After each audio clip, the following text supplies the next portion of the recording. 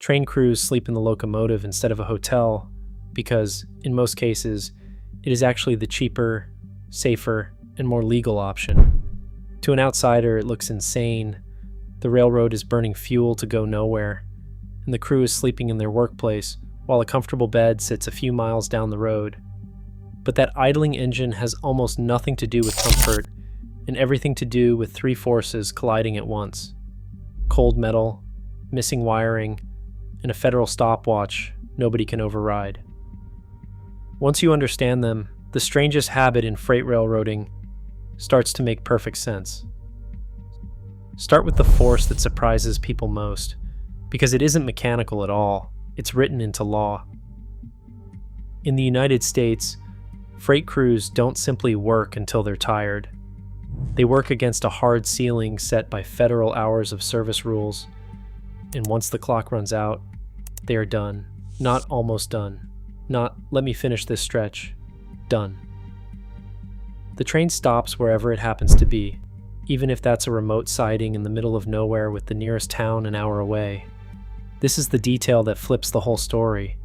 We picture trains running neatly between hotel-equipped terminals, but the reality is that a crew can time out anywhere along hundreds of miles of track, in a river valley, beside a grain elevator, on a mountain grade.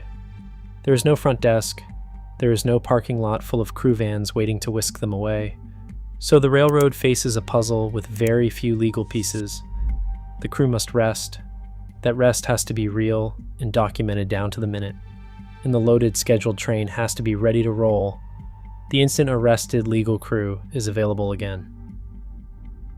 Here's the trap.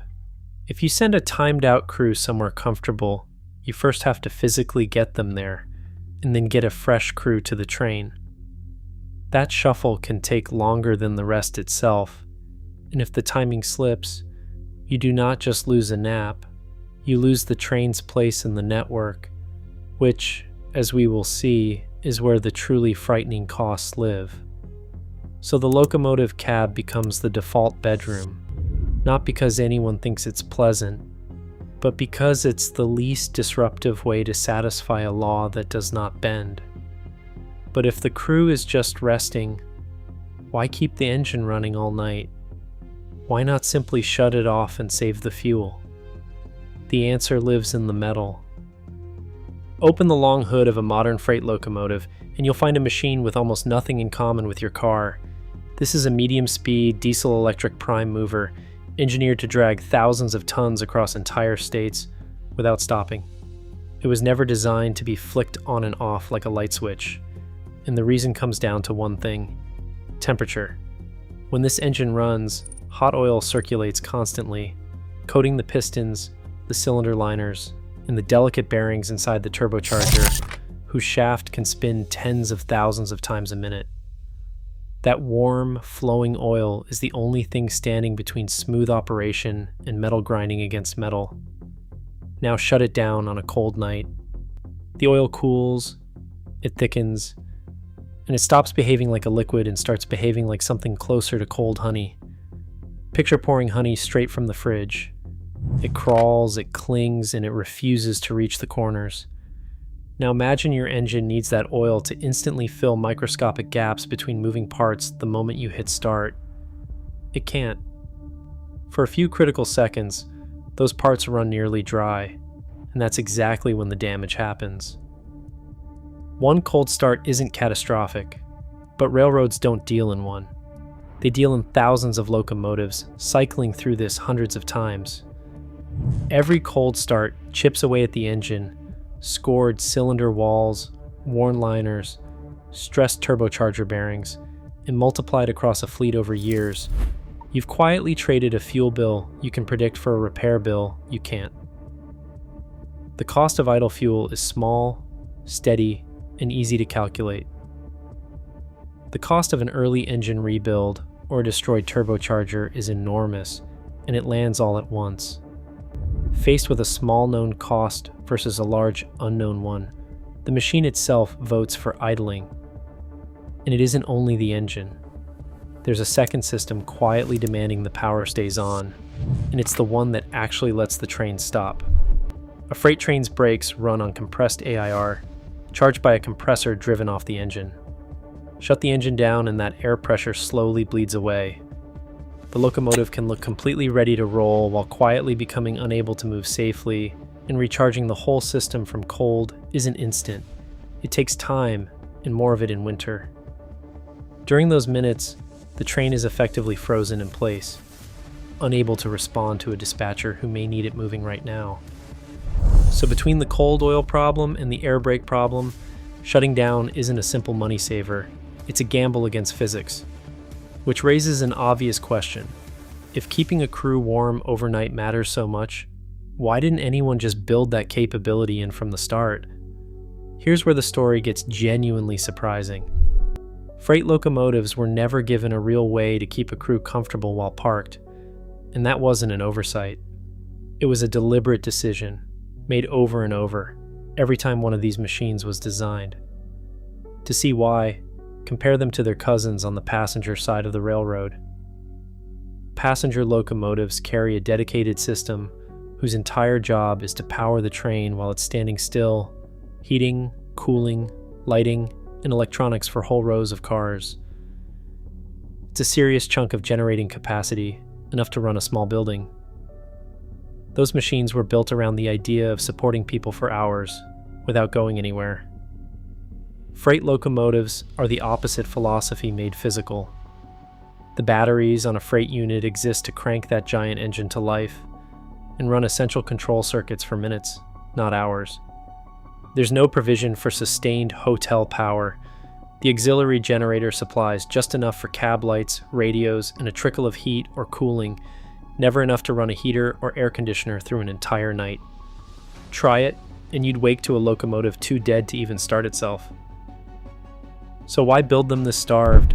Because in heavy freight, every design choice is a trade-off, and weight is sacred. Every pound spent on bigger batteries or extra generators is a pound stolen from fuel capacity or pulling power.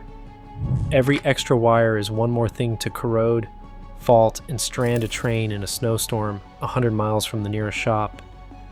These machines are expected to run for weeks between visits, often in punishing climates. And the fewer non-essential systems aboard, the fewer ways there are to fail. For decades, the math was simple. Comfort came second to the physics of moving 15,000 tons across a continent. And railroads have tried to bolt comfort on after the fact. Small auxiliary engines and battery systems designed to keep the cab warm while the main engine sleeps. On paper, it's elegant. In the real world, it's messier. Every add-on brings its own appetite for maintenance, recalibration, new diagnostics, new parts, new failure points, heavy connectors that invite corrosion and shorts.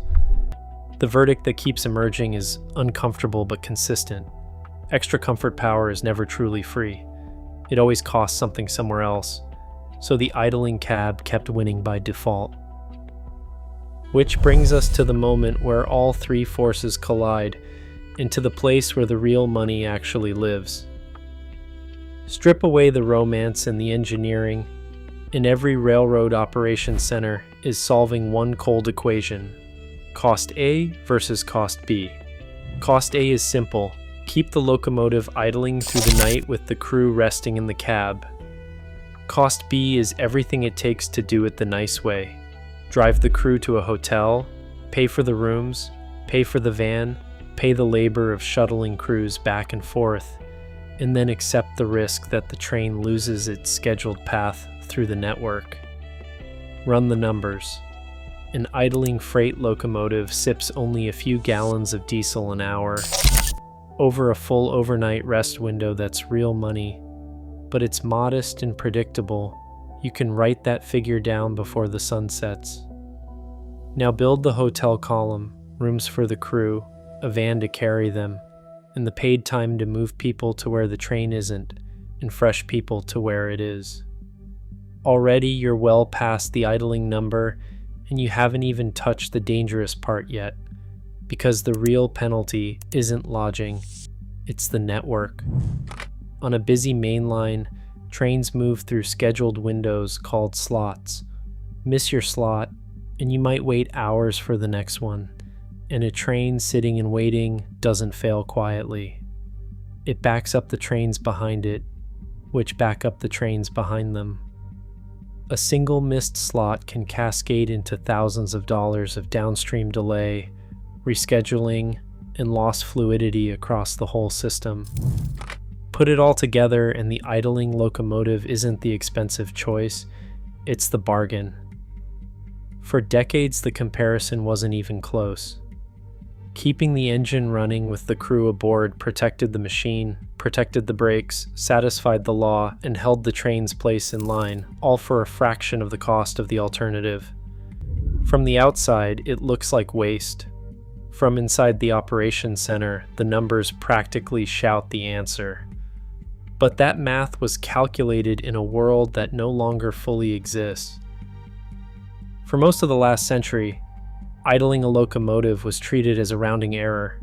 Fuel was cheap, the public barely noticed the haze hanging over a rail yard at night, and the occasional complaint about a rumbling engine rarely went anywhere. Then the ground shifted. Fuel got expensive, and that small per hour burn, once a rounding error, got multiplied by thousands of locomotives idling across the continent every night, turning into millions of gallons and a fuel bill nobody could ignore. At the same time, the neighborhoods next to rail yards stopped staying quiet. Constant engine noise and diesel exhaust became a community issue, then a political one, prompting local rules and tighter enforcement of air quality standards. Environmental agencies began tracking idle emissions directly, and the data showed that replacing all-night main engine idling with smaller auxiliary systems could cut local pollution dramatically. What had been an invisible habit became a visible liability, financially, environmentally, and politically, all at once. So the technology evolved. Small auxiliary power units that keep a cab warm on a fraction of the fuel, automatic systems that shut the big engine down when conditions are safe and restart it before anything gets too cold, battery hybrid units that can hold a load for hours without burning a drop of diesel. Each one is real, each one works, and each one comes with a catch. Auxiliary units can falter in deep winter, the exact moment a warm cab matters most. Automatic start-stop systems lean on healthy batteries and precise calibration, and one bad sensor can leave a locomotive stranded. Battery hybrids are powerful but expensive, and the infrastructure to support them is still thin. Every solution removes one burden and quietly adds another: maintenance, climate limits, or complexity. This is why the people who actually live in these cabs tend to be cautious. It isn't resistance to progress, it's hard-won experience. And that's worth hearing clearly. Crews have never claimed sleeping in a locomotive is good. What they defend isn't the comfort, it's the certainty. After a long, exhausting shift, what a crew needs more than luxury is predictability. A reliably warm cab at the end of a brutal run isn't a perk, it's a safety system. Because fatigue is one of the biggest factors in operational mistakes, and unreliable rest pushes even veteran engineers past the edge of safe judgment. Bet that safety on a brand new system that trips a fault code on a sub-zero night, and the fallback is a freezing cab and a crew too cold and tired to think straight. Those consequences aren't felt by accountants hundreds of miles away. They're felt first by the two people in that cab. So, will any of this ever change? Slowly. A freight locomotive isn't a car you replace every decade. These machines are built to serve for 30 or even 40 years, rebuilt and retrofitted only when the payback can be justified over thousands of operating hours. Real change happens only when fuel prices, regulations, public pressure, and better technology all line up at once. And even then, tens of thousands of older units stay in daily service. The future isn't a switch that flips. It's decades of old and new equipment working side by side. So tonight, somewhere out there, a freight locomotive is idling in the dark, not to go anywhere, but to keep its crew legal, warm, and ready. From the outside, it still looks like waste, but now you know what it really is. A machine obeying physics, a crew obeying the law, and a railroad obeying the math, all at the same time. It isn't carelessness. It's the price of keeping a century-old system running into a future it was never quite designed for. If you found yourself rethinking something you'd have sworn was just waste, that's exactly why this channel exists. Subscribe for more of the hidden engineering decisions hiding in plain sight, the ones that look like mistakes until you understand the math.